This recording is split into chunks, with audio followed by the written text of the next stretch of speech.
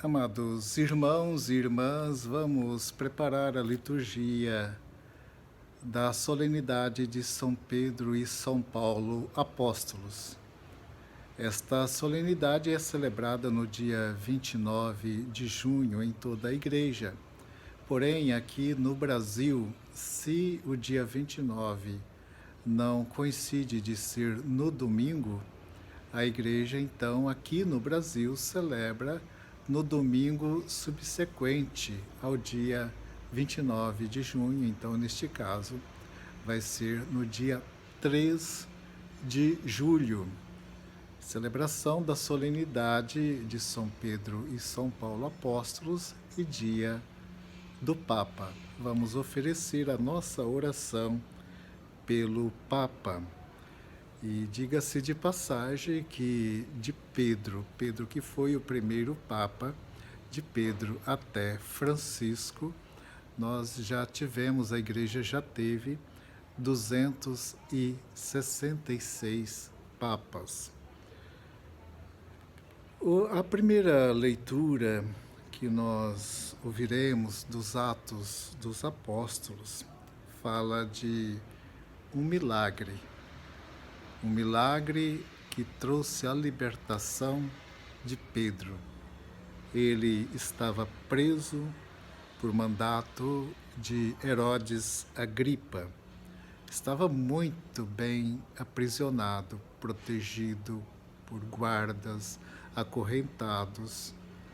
E existe aí um fato que demonstra a unidade da Igreja. Na Igreja, naquele princípio, uma igreja que estava em oração por Pedro. E vem então o anjo do Senhor que entra na prisão e liberta Pedro. Toca nos seus ombros, as correntes que são soltas, pede que ele coloque o cinto, coloque o manto e o acompanhe. Então Pedro é liberto e ele entendeu perfeitamente que foi por ação divina que ele foi liberto.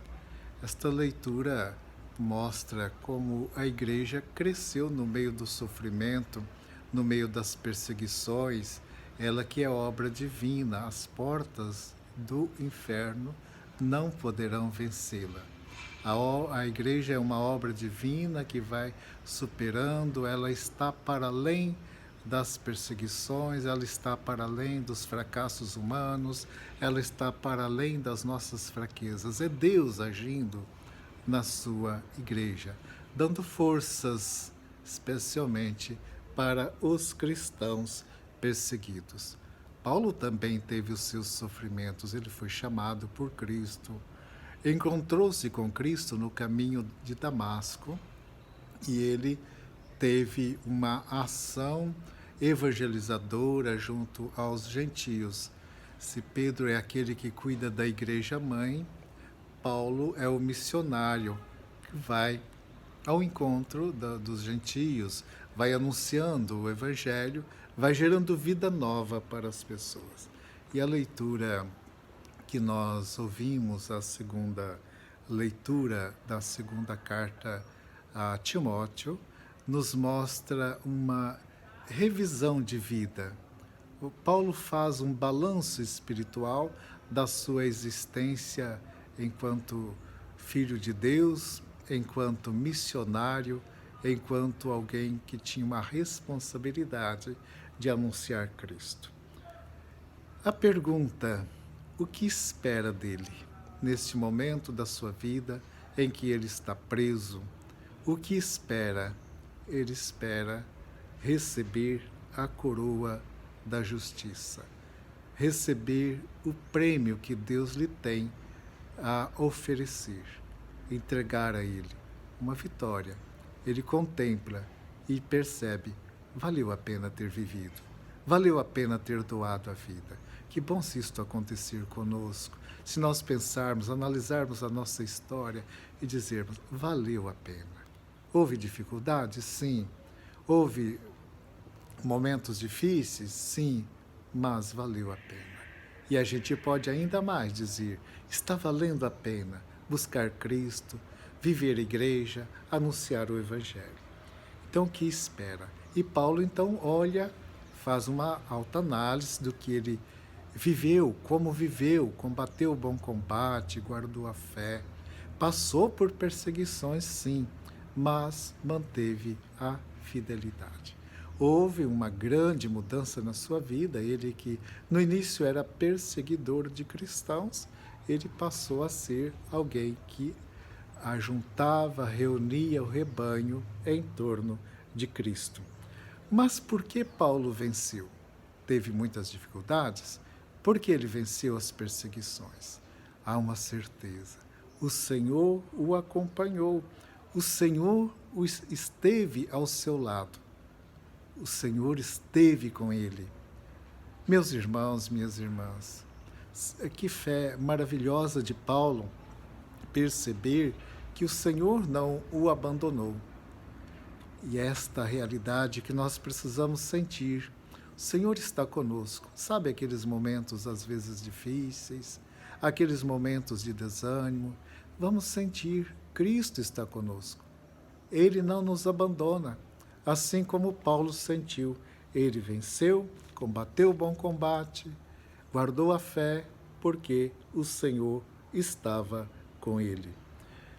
No Evangelho que nós ouviremos, Evangelho de Mateus, há uma pergunta sobre a identidade de Jesus. É muito importante a gente pensar na nossa identidade. Os adolescentes, os jovens, começam a construir a sua identidade e ali pela idade mais ou menos dos 20 anos, há uma pergunta angustiante: quem sou eu? O que sou eu neste mundo? Então, Cristo pergunta pela sua identidade, né? O que as pessoas dizem a respeito dele. Então, há uma volta ao passado. Muitas pessoas estão presas ao passado, estão presas à história. É João Batista, é Elias, é Jeremias, é algum dos profetas. Então estavam parados ali no passado. E quem para no passado não se abre ao novo. A fé é algo tão novo. Nós acreditamos que o Espírito Santo sopra, ele renova a vida, ele renova o coração das pessoas. Então, Jesus faz esta pergunta e Pedro vai dar uma resposta que Cristo, ele é o Filho de Deus, Filho do Deus vivo, é o Messias, Filho do Deus vivo. Messias porque ele entende, está na linha davídica, pertence à tribo de Judá, está ligado ao grande rei Davi, o esperado, mas ele vai além, é filho de Deus, não é apenas Messias, mas é filho de Deus.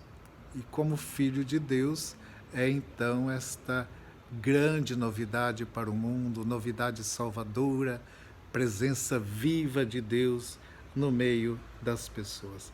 Tu és o Filho de Deus, tu és o Filho do Deus vivo. Não, Jesus não está querendo saber apenas da sua popularidade, como pode as pessoas dizerem, é João Batista, o que eles estão dizendo a respeito dele. Ele está buscando sondar no coração dos discípulos o significado dele, da vida, da missão dele para cada um dos discípulos, porque os discípulos vão continuar a sua missão. Então, as respostas vão além do que as pessoas dizem, além do passado, mas é uma resposta que se abre a um dom gratuito de Deus. Estão abertos, demonstram assim que estão abertos a acolher a grande novidade de Deus. É muito bonito este evangelho, quando Cristo então pergunta, ouve a resposta de Pedro, e Cristo diz a Pedro que quem fez esta revelação a ele foi Deus mesmo. é uma revelação divina. Foi Deus mesmo quem fez esta revelação. E Pedro recebe de Cristo, então, a missão de conduzir a igreja. Ele recebe as chaves. Tu és Pedro, e sobre esta pedra edificarei a minha igreja. Cristo entrega as chaves para Pedro. Quem recebia as chaves do palácio tinha o poder, a graça, a oportunidade de entrar no palácio, de administrar o palácio. Então, Pedro, ao receber as chaves, é ele quem vai, então, conduzir a igreja. Por isso, o Papa, ele é o sucessor de Pedro. É aquele que continua Pedro. E nós somos fiéis a Pedro. Cada vez que nós rezamos pelo Papa, ele vive pedindo as nossas orações. Cada vez que acolhemos um dos seus documentos, das suas orientações, cada vez que nós ouvimos a sua palavra, nós estamos ouvindo Pedro, estamos dialogando com Pedro, estamos acolhendo a orientação que ele traz para nós. Nós, bispos, a cada 5 anos, vamos ao encontro de Pedro, a apresentar as igrejas diocesanas. Cada bispo, ele é responsável por uma diocese. Então nós vamos ao encontro de Pedro para dizer como está a nossa igreja, como estamos conduzindo, com que responsabilidade estamos conduzindo a igreja que foi confiada, como estão as ovelhas, como está o relacionamento do bispo com as ovelhas, como o evangelho está sendo semeado e está crescendo no meio das pessoas. Neste ano nós realizaremos aqui do Regional Leste 2 e do Regional Leste 3, realizaremos em outubro a nossa visita chamada Visita a de Límina. E como eu mencionei, já são até hoje com o Papa Francisco 266 papas, isto há uma continuidade, lembrando de Pedro até hoje, há uma continuidade desses sucessores, né? Os primeiros papas, nós encontramos os seus nomes na oração eucarística primeira, chamado Cânon Romano, e é muito bonito a gente rezar esta oração e perceber uma igreja que se fundamenta em Cristo e vai tendo continuidade nas vidas humanas, nos missionários, nos sucessores de Pedro, nos sucessores dos apóstolos, na vida dos cristãos, e assim a igreja vai se difundindo. Nós sabemos que já sofreu muitas perseguições, já passou por muitas dificuldades, mas é obra divina e por isso ela permanece. Hoje, então, ao celebrar São Pedro e São Paulo, vamos pedir a graça de Deus de mantermos a fidelidade. É muito importante que sejamos fiéis a Cristo e tenhamos a alegria de viver a nossa fé na comunidade cristã. Vamos nos alegrar por vivermos esta fé, por sermos batizados. Vamos amar a igreja, renovar hoje o nosso amor, a nossa adesão a Cristo. Não vamos falar mal de nossa mãe igreja, mas vamos amá-la e, como filhos e filhas, dar o melhor de nós, para que a vontade de Cristo continue se cumprindo, o Evangelho continue sendo anunciado. A resposta de Pedro é bonita, ele reconhece Jesus como Filho de Deus, e nós, como estamos reconhecendo Jesus? Quem é ele para nós? Não apenas um personagem histórico, naturalmente, não apenas uma figura do passado, mas deve ser aquele com o qual nós encontramos, e como disse o Papa Bento XVI, uma pessoa viva. O Evangelho é uma pessoa viva, a mensagem do Evangelho é o encontro com a pessoa de Jesus, e quem encontra-se com Cristo segue em frente. Assim como Paulo encontrou com Cristo, e que belo testemunho ele deu, vivendo, doando a sua vida, não desanimando diante das perseguições. Procuremos, portanto, encontrarmos com Cristo, que Ele seja realmente uma presença muito viva dentro de nós e vivamos a alegria da fé. Amém. Tenha todos um abençoado domingo, celebração da solenidade de São Pedro e São Paulo apóstolo, dia do Papa, e caminhemos na alegria, na esperança. Bom domingo a todos.